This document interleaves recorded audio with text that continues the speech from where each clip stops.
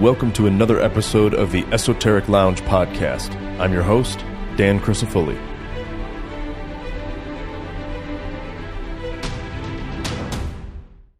For today's episode, I thought it would be appropriate to read a chapter from Manly P. Hall's work entitled Man, the Grand Symbol of the Mysteries. Over the next few episodes, we will dive in a bit deeper into subjects concerning occult anatomy.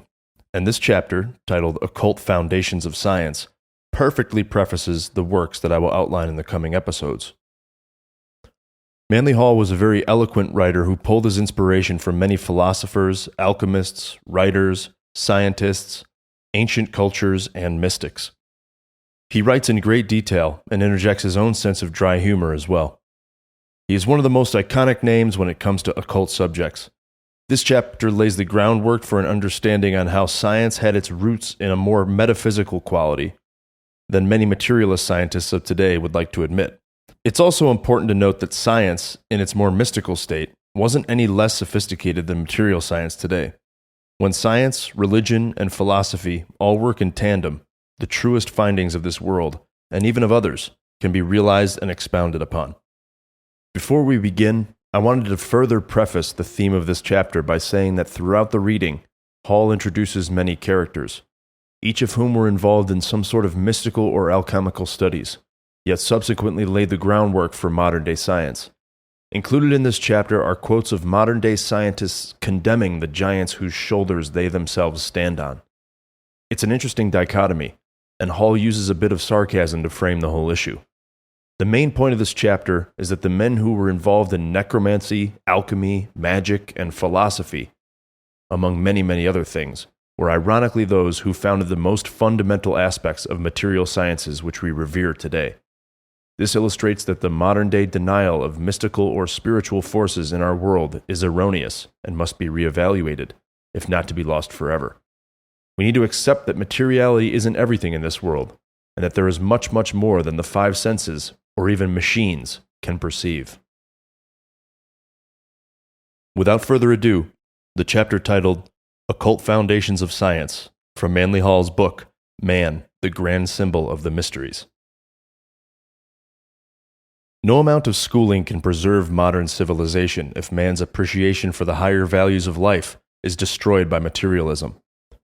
Learning has been turned from its ancient course and threatens to lose the name of action. Metaphysics, the first and most glorious of the sciences, has fallen into bad repute and evil times. The mentors of the Golden Age were men of heroic vision and high purpose. Now fat endowments from the bourgeoisie and smug professorships distributed among the conservatives breed the commonplace. Learning is eclipsed by a schooling which too often is but bondage to opinion and serfdom to authority. Rejoicing in their pseudo-enlightenment, the intelligentsia of today, like the Pharisees of old, give thanks that they are not as other men. The altars of an ancient learning built to gentle spirits have crumbled in the dust. Transcendentalism has given place to materialism, the worship of lares and penates to the adoration of the great god, doubt.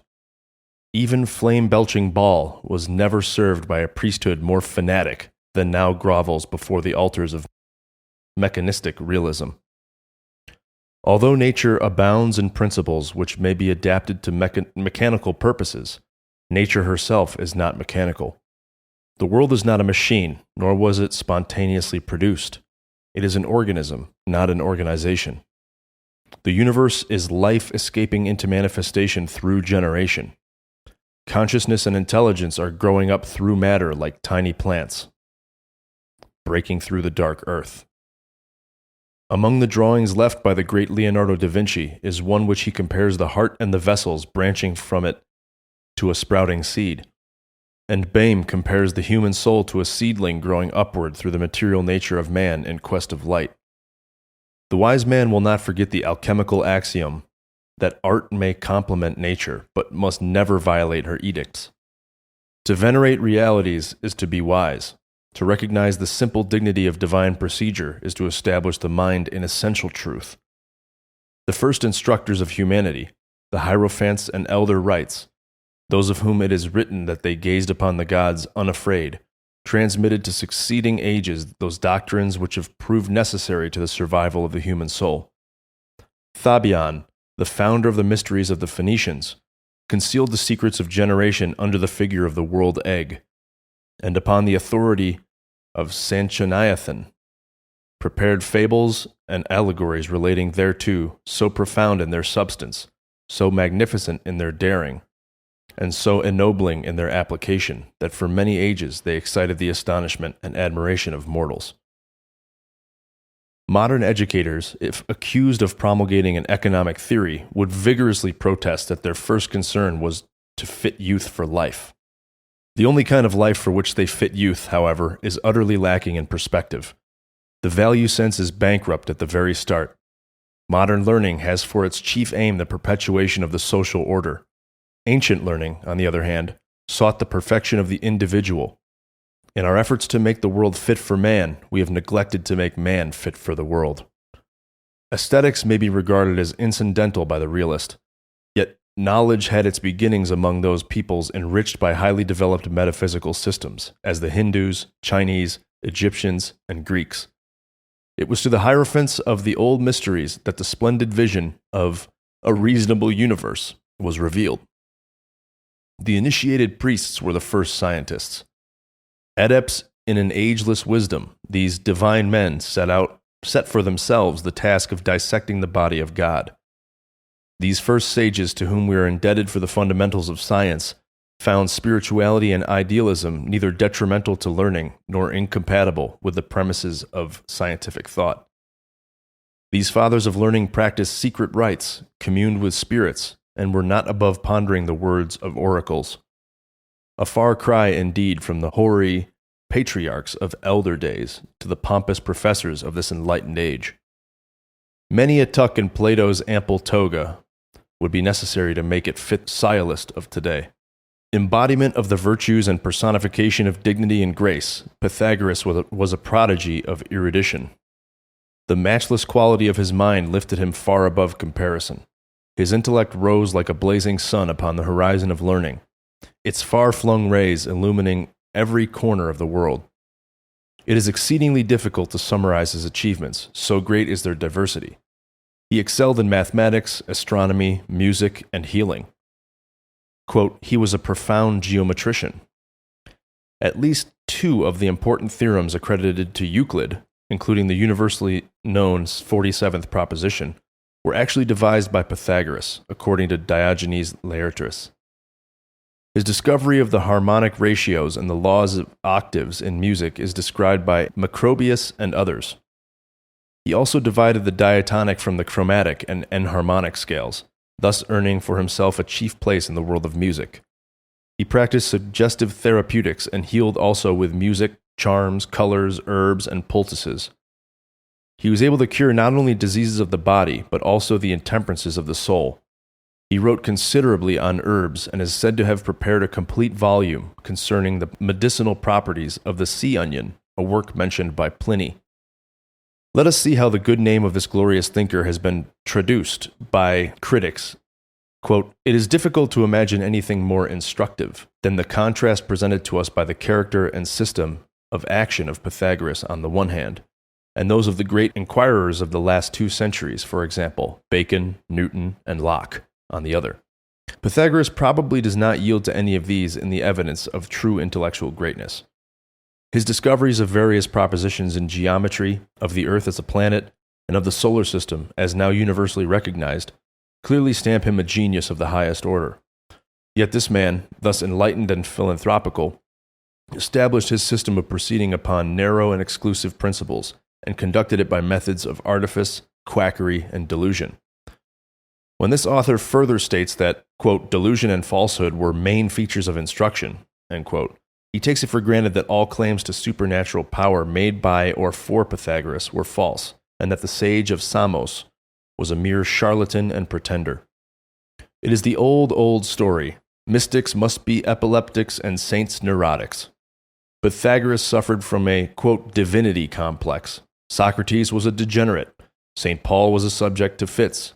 Paracelsus was a quack. And for God, in the spirit of Laplace, there is no need for that hypothesis. Pythagoras, moreover, believed in reincarnation. He had a golden thigh bone. He tamed a wild bear so that it became a vegetarian, caused an eagle to stop in its flight and descend upon his hand, was seen in 2 places at once, declared that he had visited the underworld, and taught his disciples astrology. Ergo, he is the worst of knaves, a liar from the beginning. At least, these are the conclusions of very wise men who, knowing absolutely nothing about any of the things they judge, are, therefore, peculiarly qualified to pass final judgment upon them.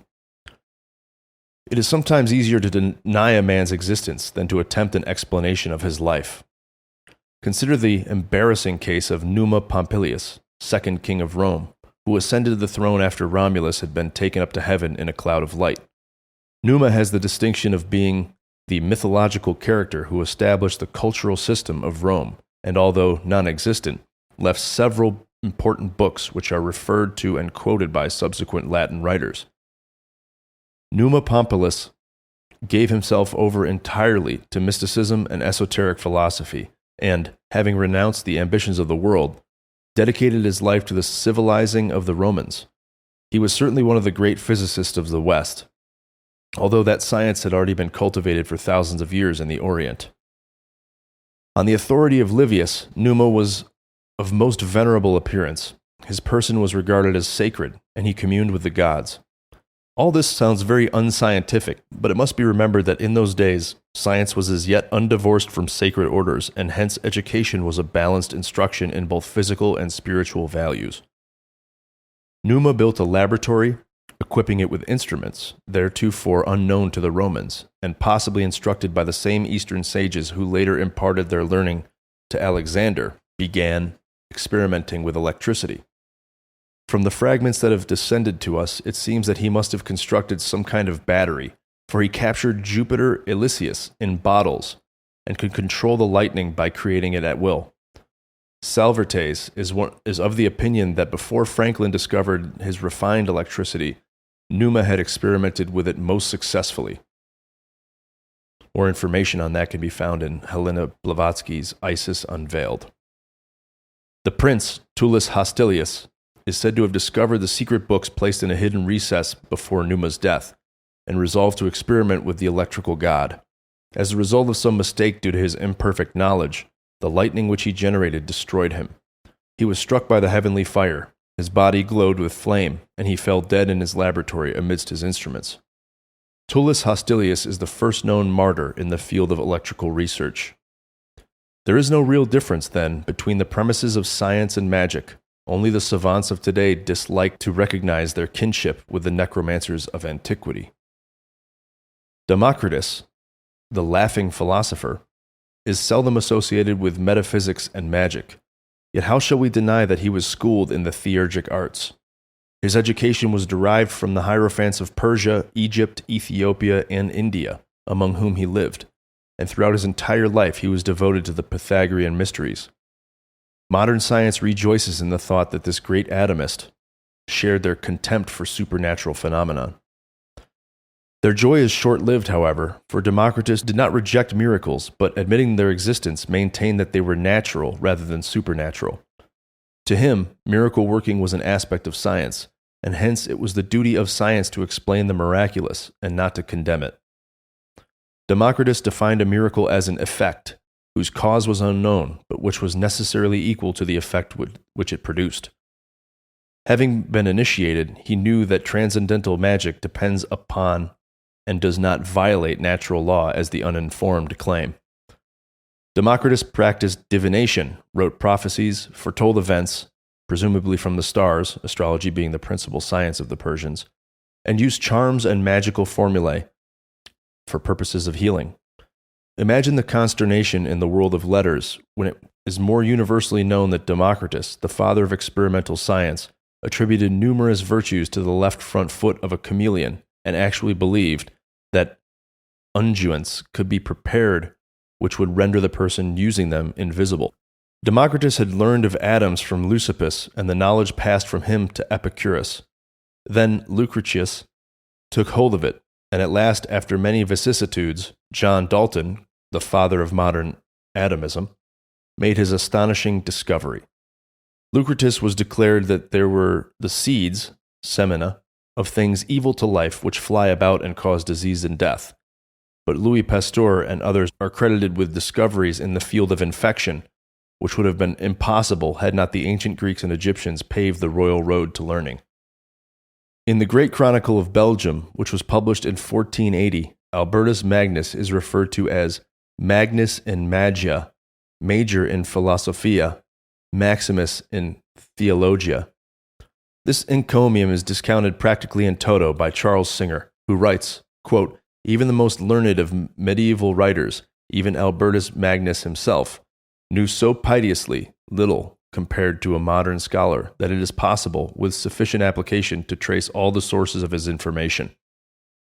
However, let us examine the piteously little knowledge possessed by the magician of Ratisbon to discover, if possible, in what measure he deserves the contumely of modern scholars. Albertus Magnus was a philosopher, a mystic, astrologer, alchemist, and transcendental magician, 5 branches of learning beyond the pale of present recognition. If it is indeed possible to trace all the sources of his information, we would recommend that a logical point to begin would be the matter of his famous android. Quote, "It is related of Albertus that he made an entire man of brass, putting together its limbs under various constellations, and occupying no less than 30 years in its formation. This man would answer all sorts of questions, and was even employed by its maker as a domestic. But what is more extraordinary, this machine is said to have become at length so garrulous that Thomas Aquinas, being a pupil of Albertus, and finding himself perpetually disturbed in his abstrusest speculations by its uncontrollable loquacity, in a rage caught up a hammer and beat it to pieces. Such an automaton might provide a thrill even in this age of chronic ennui. But Albertus was more than a creator of the automata. He possessed other magical powers equally intriguing. The Trithemi Chronica describes how Albertus received and entertained William, Earl of Holland. The conjurer monk spread a magnificent repast in his monastery garden, but it was midwinter and the tables were laid with snow. As the earl and his courtiers seated themselves, Albertus waved his arm. Suddenly the snow disappeared, and they felt not only the softness of spring, but even the parterre was filled with the most odoriferous flowers. The birds, as in summer, flew about or sung their most delightful notes, and the trees appeared in blossom. The banquet over, the vision disappeared as it had come, and the nobles were forced to hasten indoors because of the severity of the weather. It seems then that this learned Dominican friar enjoyed a form of knowledge not available to the savants of this age. Of course, it will be denied that Albertus was favored with such gifts, but denial neither proves nor disproves anything. It might prove profitable, however, to be less contemptuous and examine this piteously little which Albertus knew. For there are still many secrets of nature that retire abashed at the irreverent approach of the materialistic scientist. Then there is Paracelsus, whom Dana styles, quote, the Luther of physicians. Garrison also pays the great Aurelius several notable compliments. Paracelsus, he says, was the precursor of chemical pharmacology and therapeutics, and the most original medical thinker of the 16th century. Bass has compared reading Paracelsus to delving in a mine. We are in a strange world of mystic principles, macrocosms and microcosms, archaea and arcana, enlivened by gnomes, sylvans, spirits, and salamanders. Yet the author of all this high-flown verbiage, the actual Paracelsus, was a capable physician and surgeon. Garrison further notes that Paracelsus was the first to establish a correlation between cretinism and endemic goiter, was far ahead of his time in noting the geographic differences of disease, was almost the only asepsist between Mondeville and Lister, and introduced mineral baths. Should we not examine carefully the philosophical background of this man who, in the words of Ferguson, quote, revolutionized medicine, and who, according to Thomas Thompson, freed medical men from 5 centuries of bondage to worn-out precedents? Paracelsus confounded the professors of Basle by publicly burning the books of Galen and Avicenna as an introduction to his lecture course. My accusers, he exclaims, complain that I have not entered the temple of knowledge through the legitimate door. But which one is truly legitimate, Galenus and Avicenna, or nature. I have entered through the door of nature. Her light, and not the lamp of an apothecary's shop, has illuminated my way.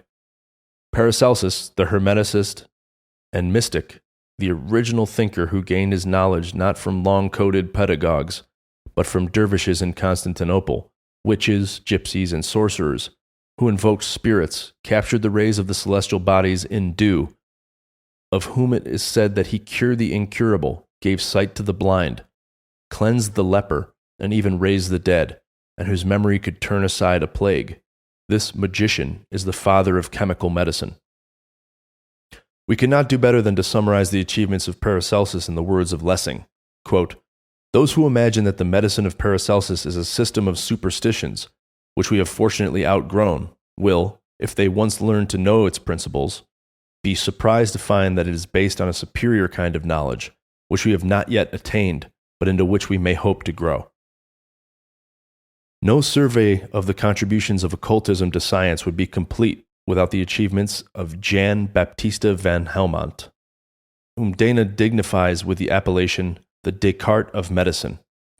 This noble Belgian mystic, disciple of the divine Paracelsus, was the founder of the iatrochemical school, according to Garrison.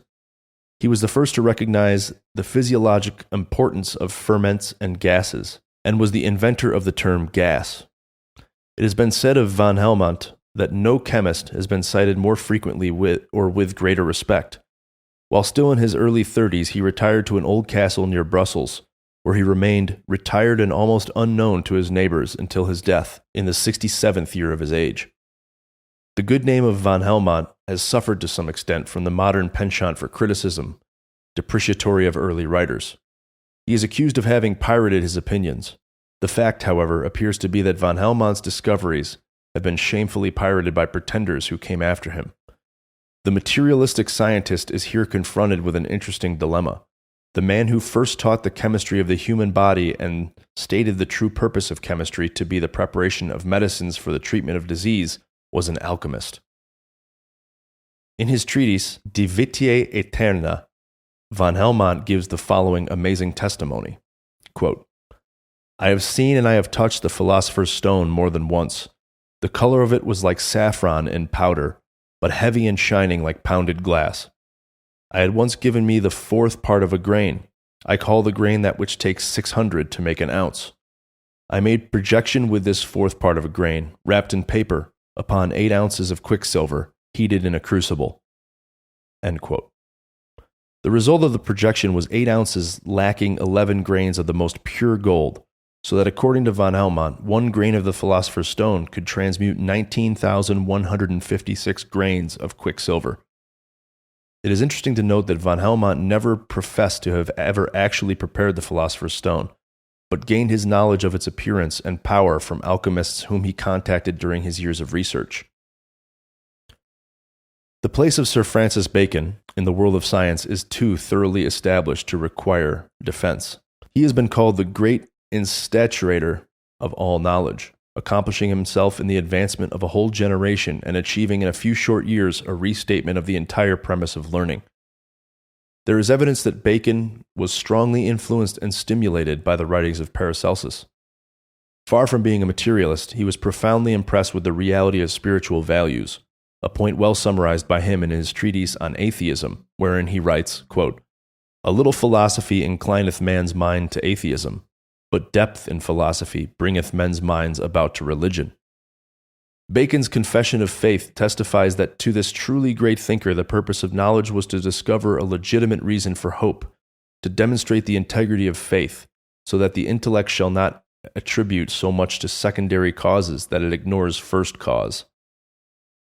Lord Bacon broke with scholasticism when he was 16 years old, and from that time devoted his mind to the Instauratio Magno, the great restitution of learning. He was self-taught, acknowledging no master among the pedants of his day. To those laboring under the delusion that the memorization of other men's opinions is the beginning of education, we submit a short extract from The Life of Bacon by his faithful friend, William Rawley. Quote, "I have been induced to think that if there were a beam of knowledge derived from God upon any man in these modern times, it was upon him. For though he was a great reader of books, yet he had not his knowledge from books, but from some grounds and notions from within himself. Our great author, then, is convicted of mysticism by his nearest friend. And if more proof is needed that Bacon was at heart a Hermeticist and a Rosicrucian, dedicated to a secret doctrine, the New Atlantis is more than sufficient. Imagine the grand master of inductive reasoning, the man whose criteria of fact were observation and experimentation, delivering himself from the following scientific heresy. Quote, "In the traditions of astrology, the natures and dispositions of men are not without truth distinguished from the predominances of the planets. Some are by nature made and proportioned for contemplation, others for matters civil, others for war, others for advancement, others for arts, others for a changeable course in life." Roger Bacon, the Franciscan monk, preceded the illustrious Sir Francis by nearly 400 years, but even the briefest consideration of science would be incomplete without some reference to the extraordinary measure of his genius. Garrison thus surveys the field of his erudition. Quote, "Roger Bacon was a comparative philologist, mathematician, astronomer, physicist, physical geographer, chemist, and physician. He reformed the calendar, did much for the theory of lenses and vision, anticipated spectacles, the telescope, gunpowder, diving bells, locomotives, and flying machines, and was a forerunner of inductive and experimental science. And all this when Europe was in a period of intellectual obscurity. He is actually believed to have contrived a machine to rise in the air and convey a chariot more speedily than if drawn by horses. He knew the art of putting statues in motion and drawing articulate sounds from a head of brass. Recent evidence has come to light that he actually assembled a microscope and was the first to investigate microorganisms. Of course, Roger Bacon was an alchemist. He performed miracles, and of his medical writings which have survived the vandalism of time, the most important are concerned with astrology and its application to critical days and the use of planetary antipathies and sympathies in healing. Another scholastic heresiarch, shall we say? Then there was Galen, one of the very greatest and most creative biologists of all times, who did not find spiritual mysteries antagonistic to physical learning. Nor can we overlook Ptolemy, chief of the cosmographers and geographers, and the founder of the principles of modern astrology. To continue this line of thought further would be to merit the accusation of tautology. The great Vesalius maintained that the study of the human soul was within the province of anatomy, and Robert Flood, considered by De Quincey to have been the immediate father of Freemasonry and the chief of the philosophers by fire, was addicted to the earlier theories concerning the microcosm and the macrocosm. Copernicus and Galileo derived their theories from the metaphysical speculations of Pythagoras. Kepler and Tycho Brahe accepted the scientific integrity of astrology, as did also Flamsteed, the astronomer royal and founder of Greenwich Observatory. Halley, of comet fame, once criticized astrology in the presence of Sir Isaac Newton, the discoverer of the law of gravitation, who immediately rose to the defense of the ancient science by saying, "I have studied the subject, Mr. Halley, you have not." From the foregoing, it would seem reasonable conclusion that such major contributions to the body of scientific learning as chemistry, pharmacology, mathematics, astronomy, music, biology, physics, anatomy, bacteriology, atomism, electricity, and botany came from idealists and mystics, yes, even from magicians and astrologers. However, if transcendentalism is not admitted to be a distinct aid to the intellectual supremacy of these pioneers of learning, it cannot be shown, on the other hand, that it has proved detrimental to them. It should mean something, or is it only a coincidence, that the forerunners of science in nearly all of its departments were the devotees of the theurgic and mystic arts? Hippocrates, the eldest of the sons of Asclepius, was the first physician. His Justurandum, or oath, is still, quote, the most impressive document in all medical ethics. In this work, the duties of Asclepiades are defined for all occasions and all ages. Hippocrates was also the author of other aphorismoi, equally impressive, if not equally revered by the medical fraternity. The following is representative. Quote, The man who is ignorant of the science of astrology deserves the name of fool rather than that of physician.